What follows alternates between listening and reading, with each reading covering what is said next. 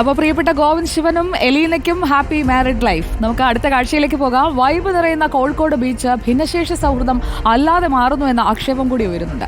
Wheel ചെയറിലെത്തുന്ന ആളുകൾക്ക് ബീച്ചിലേക്ക് എത്താൻ കഴിയുന്നില്ലെന്നാണ് പരാതി. റോഡിൽ നിന്നും ബീച്ചിലേക്കുള്ള റാമ്പിലേക്കുള്ള വഴി ഭിന്നശേഷി സൗഹൃദം അല്ലാതായതോടെ ബുദ്ധിമുട്ടുകയാണ് പലരും. ഒരർത്ഥത്തിൽ സഞ്ചാര സ്വാതന്ത്ര്യം തടസ്സപ്പെടുത്തുകയാണ് എന്നും പറയാം. ഈ കോഴിക്കോട് ബീച്ചിന് അല്ലെങ്കിലും വല്ലാത്തൊരു വൈബാണ്. ഈ വൈബ് ആസ്വദിക്കുന്നതിനാണ് പ്രായമായവരും കുട്ടികളും സ്ത്രീകളും അതോടൊപ്പം തന്നെ ഭിന്നശേഷിയുള്ള ആളുകളും ഇവിടേക്ക് എത്തുന്നത്.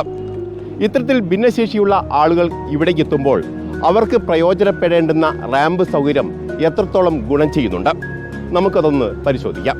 കോഴിക്കോട് കോർപ്പറേഷൻ ഓഫീസിന് മുന്നിലെ കാഴ്ചയാണിത്. സീബ്ര ലൈനിലൂടെ വീൽ ചെയറിൽ തനിച്ചെത്തുന്ന ഒരു ഭിന്നശേഷിക്കാരൻ ബീച്ചിന്റെ സൗന്ദര്യം ഇവിടെ നിന്നും ആസ്വദിക്കണം. റാമ്പിലേക്ക് എത്തണമെങ്കിൽ ആരെങ്കിലും എടുത്തു കയറ്റണം.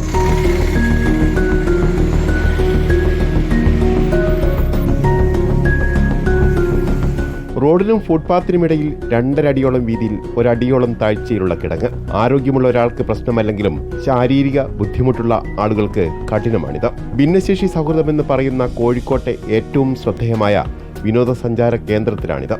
ബുദ്ധിമുട്ട് മകൻ പിടിച്ചു തന്നു, കൈ പിടിച്ചു തന്നു. എന്നിട്ട് എടുത്തിട്ട് മുകളിൽ വെച്ചു, എന്നിട്ട് കയറി.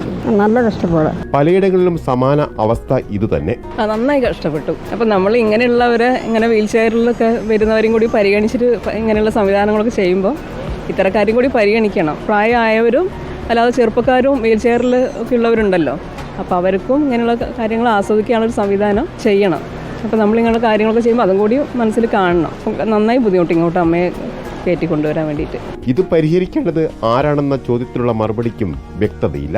ഭിന്നശേഷി സൗഹൃദമെന്ന് പറഞ്ഞാൽ മാത്രം പോരാ, അത്തരം സൗകര്യങ്ങൾ അവർക്ക് കൂടി പ്രയോജനപ്പെടുന്ന രീതിയിൽ വേണം ഉണ്ടാക്കിയെടുക്കാൻ. വീഡിയോ ജേർണലിസ്റ്റ് ഷബീർ വടക്കേക്കരയ്ക്കൊപ്പം reporter A K Abhilash, in Reporter, Kozhikode.